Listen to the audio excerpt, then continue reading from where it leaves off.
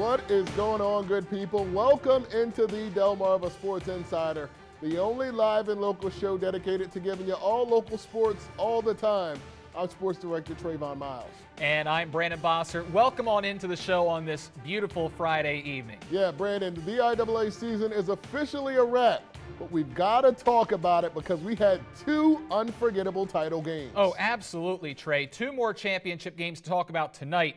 I don't know which team had more heart this spring, Smyrna girls soccer or Central softball. Both of these teams giving everything they had. Yeah, they most certainly did. We'll start with Tuesday's softball matchup. Smyrna with a chance to make history on their first ever girls soccer title game. The Eagles took on the dominant power in the state in Padua, who came in winners of 7 of the past 8 D1 championships.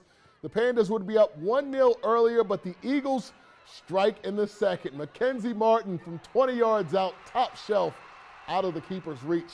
We've got a game. We head into the halftime locker room knotted at 1. This was a big help here, of course, for the girls. The town of Smyrna driving south to cheer them on. Absolutely. Padua came on the attack in the second half. Skylar Salvo off the crossbar. The Eagles breathing a sigh of relief. Pandas kept on coming.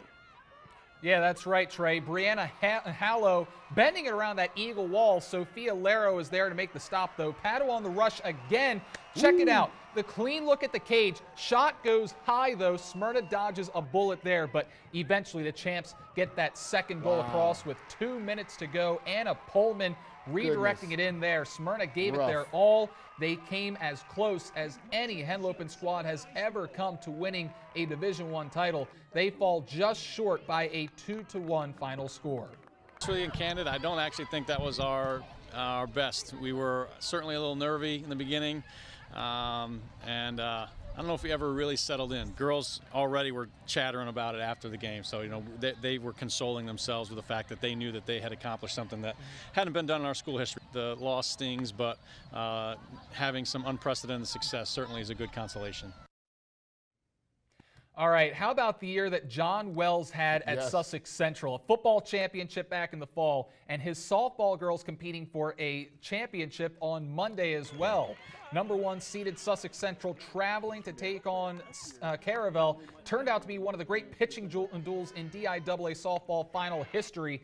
Madge Layfield for the Golden Knights taking on Jessica Walter for the Bucks. Freshman taking on the senior, and they matched goose eggs all afternoon in this one. In fact, we were scoreless into the 7th, into extras. Then, in the bottom of the 9th, Central with a runner at third, 2 outs, sinking liner to center. Ooh. Oh my goodness, it is caught out there. A diving catch. They double up the runner at third base. Absolutely heartbreaking. That could have ended it, but to the 10th we go, Trey. Top of the 11th, Caravel finally getting on the board. Brooke Holdsworth doubling to center.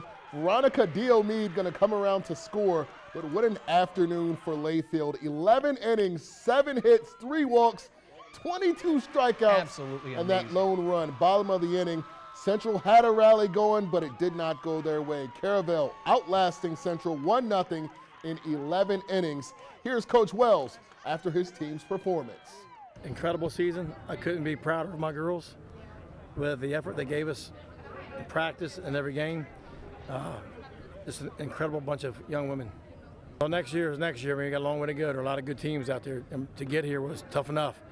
And to be able to get back here again in the future with a young team, it seems very possible, but it's not going to be easy. So Central fell just short, but what a game it was. Of course, the star of the game was the freshman phenom, Madge Layfield. We talked with the Knights ace for this week's Insider interview. It might not have ended the way we wanted it to end, but we fought to the very last second. We went 11 innings in the championship, and that's what we plan to do. We plan to get there, and we're planning on it next year. First day of tryouts, okay, we're going to make goals of what we want to do this season. We all came goals. We want to try to win conferences, and we want to try to get championship game. And when we got there, we were just like, whoa, we actually achieved our goals. That's kind of cool. And throughout the season, we were just like, okay, we're one step closer to getting there. We'd go to practice the next day. We'd work on what we needed to work on from the game before, and we'd get ready for the next game. Well, our first game this season was against Smyrna, who were the 2-time defending state champions, and I felt pretty calm. I was like, okay, I'm going to get to play some of my friends. I have some friends who are sophomores on that team, And then about last period, an hour till the game, I was like, I'm about to play the 2-time defending state champs. I don't know how this is about to go. Once I got on the mound, after the first inning, I was pretty locked down in the mound, and I was like, okay, I can actually do this. It says you struck out 20. Yeah, that was... Did you realize you struck out 20 batters? Not during the game. After the game, I got told, and I was like, that's kind of cool. After the first game, I was kind of like, well, there goes my surprise. Like, now everyone knows. I was getting text messages after that first game, like, oh my gosh, you did so well.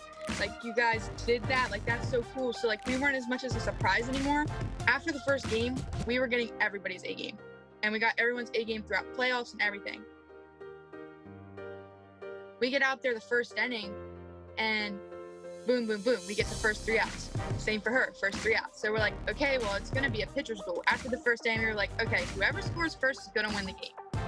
And that happened in the 11th inning. They scored, and they won the game. We almost scored a few times, but I guess it just wasn't meant to be, but we'll try to get back there next year.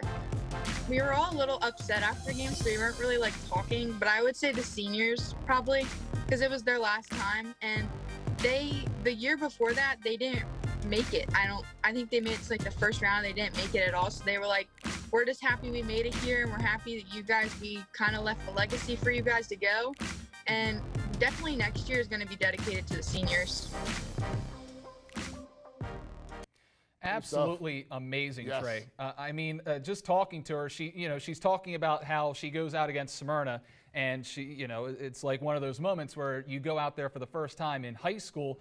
She faced the 2-time defending state champs, strikes out 20 batters in 7 innings. Impressive. Absolutely incredible. This young lady has a lot of talent. She's very mature, and I can't wait to see what's in her future over the next few years. Yeah, and you know what I just said to you when we were watching, she sounds like a very mature young lady. She never got ahead of herself. She said, hey, we will get a chance to try this again next year. I want to comment because Central did have a great year, but Smyrna soccer had an awesome year this year. No one in the conference has knocked off Padua, and those ladies accomplished something very special. So they have a young group, and I feel like that is only the beginning of their state championship run. Like Coach Osborne said, they know they did something special, and you heard the SOT. They know they did something special. Nobody has ever come close to that team during this run that Padua's had, 8 championships out of 9 years. So Smyrna, I think, is just beginning. I think in the next couple of years, we should see them win a D1 state championship. I'm just going to put that out there. And that will be history if that were to happen, because we've never seen a Henlopen team win a girls soccer championship in Delaware. Yeah. This is about as close as we've ever come. And you know what? There were times where I thought Smyrna actually had a chance to pull off the upset. Yes. Unfortunately, Padua got that second goal with 2 minutes and 18 seconds to go. Yes, that's exactly right. All right, let's move over to Maryland now. 2016 was the last time Decatur boys lacrosse beat Bayside rival Bennett. So yesterday, get this, 24 hours after their graduation, the seniors getting one more crack at Bennett before it's all over with, right? Bennett on the road, and they get straight to work. Jackson Fletcher putting a move on a defender here, bouncing one in to get the Clippers on the board. We'd be tied coming to the end of the first half. Aiden Morrison reaching over the crease, and the score going to give Decatur a 7-6 lead headed into the locker room. Jump ahead to the fourth. Bennett down 2 inside of 5 minutes. J.P. Wright got the Clippers back in this one with 2 goals to tie it at 8. 30 seconds left in regulation. The Clippers get the ball back, looking to end it. The ball going to find Wright. He gets the game winner.